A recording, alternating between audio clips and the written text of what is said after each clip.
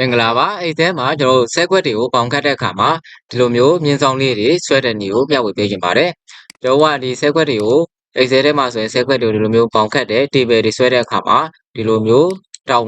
မြင်းလေးပေါ့နော်တောင်ပြတ်မြင်းလေးတွေဆွဲတဲ့နည်းလေးဖြစ်ပါတယ်အဲ့တော့အရင်ဆုံးအနေနဲ့ဒီဆက်ခွက်ထဲမှာကျွန်တော်ဆွဲထားရှိပါတယ်အဲ့တော့ဒီအောက်ကဆက်ခွက်ထဲမှာတောင်ပြတ်မြင်းလေးထပ်ပြီးတော့ဆွဲပြပါမယ်ဒါကြတော့အရင်ဆုံးအနေနဲ့ကျွန်တော်တို့ဒီမှာစရိုက်လိုက်မယ်နော်စာရိုက်လိုက်မှာဖြစ်ပါတယ်အဲ့တော့ဒီမှာဆိုရင်နံပါတ်ရှိမယ်ပြီးရင် order under ရှိမယ် order under ပေါ့နော်ဇက်ကွက်ထဲမှာစာကြောင်းတော့တစ်ကြောင်းဆင်းခြင်း order under နှိပ်ပါပြီးရင်ထပ်ပြီးတော့ရေးပါမယ် CLA access class နော် okay ဒီပုံစံလေးရသွားပြီဆိုလို့ရှိရင်ကျွန်တော်ကဒီပထမပေါ့နော်ဒီ number ဆိုတဲ့ဟာလေးကိုနောက်ကို space bar လေးနဲ့ပို့ပေးလိုက်ပါပြီးသွားပြီဆိုလို့ရှိရင်ဒီမှာရှိတဲ့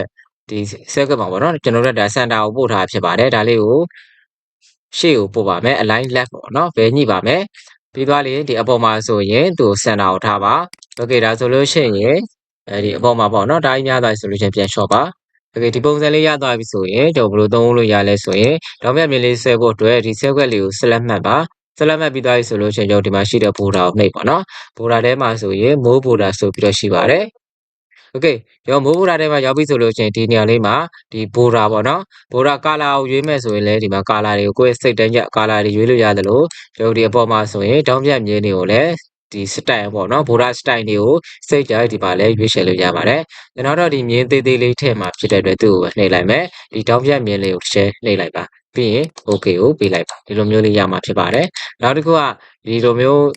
ပြောင်းပြန်သုံးကျင်နေဆိုရင်ရပါတယ်ပြောင်းပြန်ဆိုတာကဒီလိုမျိုးတောင်းပြန်လေးပေါ့နော်ဒါဆိုရင်လည်းသုံးပြလို့ရမှာဖြစ်ပါတယ်ဒီလိုမျိုးကြီးသုံးချင်တယ်ဆိုလည်းသုံးပြလို့ရပါတယ်ဒါကတော့ကျွန်တော်အိတ်ထဲမှာ